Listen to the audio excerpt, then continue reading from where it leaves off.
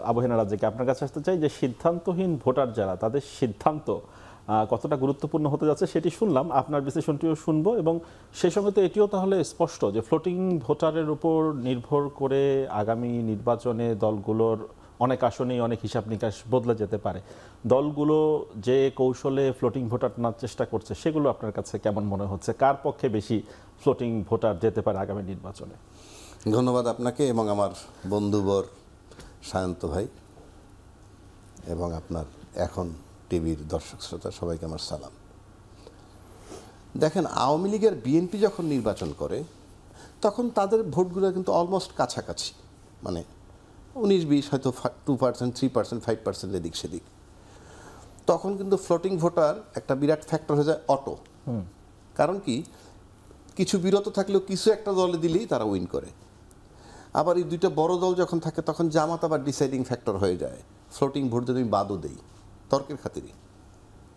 কিন্তু এইবার সেই অবস্থাটা নাই। এবার আছে বিএনপি এবং জামাত মেনলি। তো নিঃসন্দেহে বিএনপি অনেক অ্যাডভান্স, মানে ভোটের দিক থেকে, এতে কোনো সন্দেহ নাই। আর তার সাথে একমত বলছে জামাতের কিছু ভোট বাড়ছে, কিন্তু সেটা তো পরিমাপ করা সম্ভব না। সেটা পরিমাপ করা সম্ভব যদি এই নির্বাচনটা হওয়ার পরে আপনি বুঝতে পারবেন যে অতীতে কী ছিল, এখন কি হয়েছে। সিম্পলি আমি আপনাকে একটা কথা বলি, ফ্লোটিং ভোটের কথা আসছে। ফ্লোটিং ভোট বলতে দলবিহীন, যারা দলের সাথে সম্পৃক্ত না।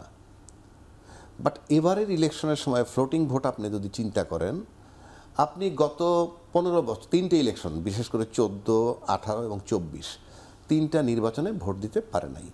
ইভেন আওয়ামী লীগ দলের লোকেরাও ভোট দেয় নাই, কারণ তারা এত বেশি মানে ফলাফল ঘোষণা করে অভ্যস্ত হয়েছে, কে আসলো কে গেল দরকার নাই, এত পার্সেন্ট দেখাই তো দিয়ে দিলাম, তাদের ভোটারও যায় নাই। তা আপনি যদি ওইভাবে ধরেন, আপনি 2014 সালে যাদের বয়স 18 বা 20, 2024-এ তারা 3টা টার্ম শেষ হয়ে যায়, তখন তাদের বয়স 35। তখন কিন্তু আবার 20-এর কোটায় কিছু ভোটার আসছে। এইভাবে আপনি চিন্তা করেন, তাহলে 15 বৎসরে বা 16 বৎসরে 25 লাখ করিয়া তরুণ ভোটার হইলে, যাদের বয়স 20 থেকে 35 যদি আপনি ধরেন, রাফলি 4 crore ভোটের কথা আমরা জানি। 4 কোটি ভোটার। এই 4 কোটি ভোটার 2014 সাল থেকে 24 সাল পর্যন্ত শুধুই ক্ষমতায় দেখছে আওয়ামী লীগকে, এবং শুধুই আওয়ামী লীগকে দেখছে, এবং তাদের টোটাল চরিত্রটা তাদের মুখস্থ হয়েছে। এবং জুলাইতে যারা তারা 1400, আমরা তো আমাদের কাছে তো জরিপ নাই, জরিপ ইউএন রিপোর্ট, 1400 লোক মারা গেছে, 20, 30, 50 হাজার আহত হয়েছে। তাহলে এই যে তরুণ ভোটার যাদের কথা বললাম 4 কোটি, তারা কিন্তু আবারও বলছি শুধুই আওয়ামী লীগকে দেখছে। বিএনপিকে মাঠে দাঁড়াইতে দেয় নাই, জামাতের নিবন্ধন বাতিল, সুতরাং তাদের চোখে বিভৎস চিত্রটা হইল আওয়ামী লীগের। সেই আওয়ামী লীগ নির্বাচনে ধরে নিলাম যাচ্ছে না, কেননা এখন পর্যন্ত নিষেধ।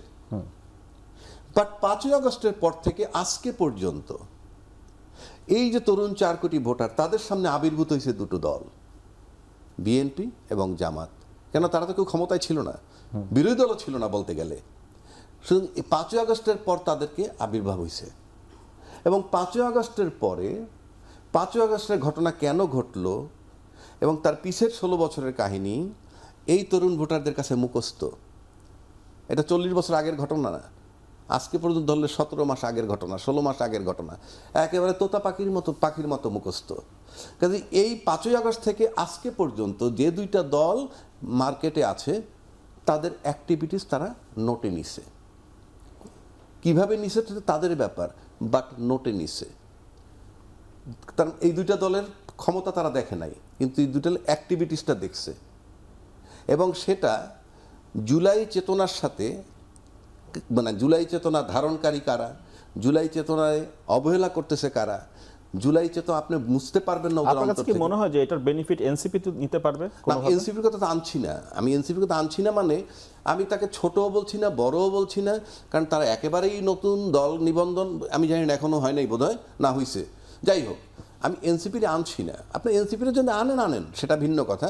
মানে এই মুহূর্তে আমি এনসিপিকে অবহেলা করছি না, ফর গডসে, আমি কোনো দলকে অবহেলা করছি না, কিন্তু তরুণ ভোটাররা কিন্তু এটা দেখেছে।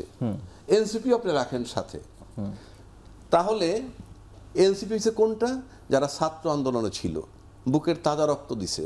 সুতরাং তরুণ ভোটারের সফট কর্নার সেখানে অবশ্যই যেতে পারে, কোনো সন্দেহ নাই। কিন্তু আমি যেটা বলছি 5 আগস্ট থেকে এ পর্যন্ত 16 মাসের যে বড় দুটো দল তাদের অ্যাক্টিভিটিস তারা আমলে নিবে, তার উপরে তারা জাজমেন্ট দিবে।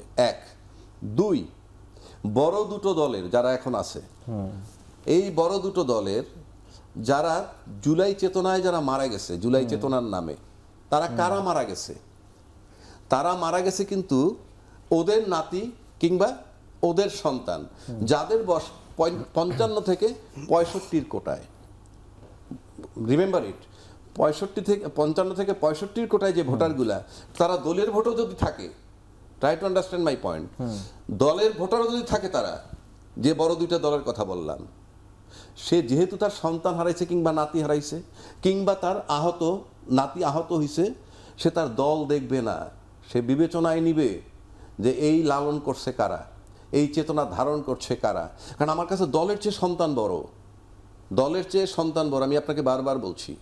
কাজে আমি যদি কোনো দল বিলংও করি আর আমি যদি 17 মাসে দেখে থাকি যে আমার এই দলটা এই চেতনা ধারণ করছে না, তার বিরোধিতা করছে বিভিন্ন অ্যাকশনে, সে তখন সেখানে ভোট দিবেন।